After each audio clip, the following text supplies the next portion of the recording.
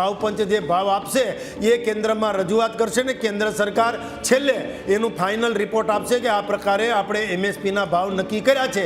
એ ઉપરથી ખેડૂતને પણ ખબર પડશે કે હવે આપણે શું વાવવું, બાજરી વાવવી, ઘઉં વાવવા, ચણા વાવવા, મગ વાવવા, અડદ વાવવા, જુવાર વાવવા, ડાંગર વાવવું, શું વાવવું એની ખબર પડશે। એટલે મને એટલો એક ખેડૂત તરીકે મને એટલી ખબર પડે કે મને એટલો ફાયદો થાય છે કે પહેલાં તો વાવ્યા પછી એમએસપી થાય એટલે હવે કોની એમએસપી વધારે કોની ઘટાડી ખબર ન પડે, પણ અત્યારે તો પહેલા જ ખબર પડી જાય કે ભાઈ ખેડૂતને વાવવા ટાણે બિયારણ જોશે, ખાતર જોશે, મજૂરી જોશે, ટ્રાન્સપોર્ટેશન જોશે અને તમામ પ્રકારની બાબતો જોશે, પછી જ એને ભાવ મળશે ને। એમાં તો પાછું ખેડૂતને તો પેલા કેવું થતું હતું, ચોર ખાય, મોર ખાય, રોજ ખાય, ઢોર ખાય, સાવકર ખાય અને વધે તો ખેડૂત ખાય। એટલે આ બધી જ બાબતોને જોઈ અને C2+15 પ્રમાણે એમએસપી નક્કી થશે, મિનિમમ સપોર્ટ પ્રાઇસ નક્કી થશે, ટેકાના ભાવે ખરીદી પણ પાછા વળી જાવ।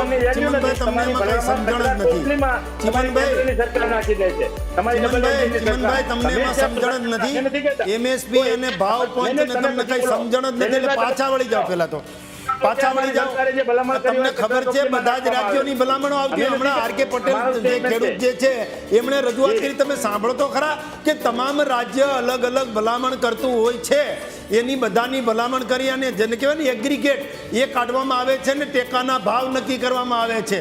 એ વાત છે મૂળ ટેકાના ભાવ, મિનિમમ સપોર્ટ પ્રાઇસ કેટલું નક્કી કરવું, અને તમારા વખતે ટેકાના ભાવ હતા જ નહીં એટલે તમે આ ચર્ચા ના કરો, તમે આ ચર્ચા ના કરો। તમારા વખતે સ્વામિનાથન કમિટીનો રિપોર્ટ પણ નહોતો એટલે તમને આ નહીં ખબર પડે, તમારો વિષય જ નથી, વિષય નથી ચિમનભાઈ, તમારો વિષય નથી, તમે આ ખોટા વિષયમાં આવી ગયા છો। તમારી સરકાર, રાજ્ય સરકાર ના ખોટા વિષયમાં આવી ગયા, તમારો વિષય હું એમ કહું છું, આર.કે. પટેલ સાહેબે પણ એમ કહ્યું અને હું પણ એમ કહું છું, ભાવ નક્કી થાય એનો મતલબ અરે અમે એમ કહીએ છીએ કે હજુ મીટિંગ મળશે, એ ભાવ નક્કી કરશે, એ કેન્દ્ર સરકારને મોકલશે, કેન્દ્ર સરકાર દરેક રાજ્યના ભાવ લેશે અને દરેક રાજ્યના ભાવ લઈ અને કેન્દ્રમાં એમએસપી નક્કી થાય છે। તમે થિયરી તો જાણો યાર।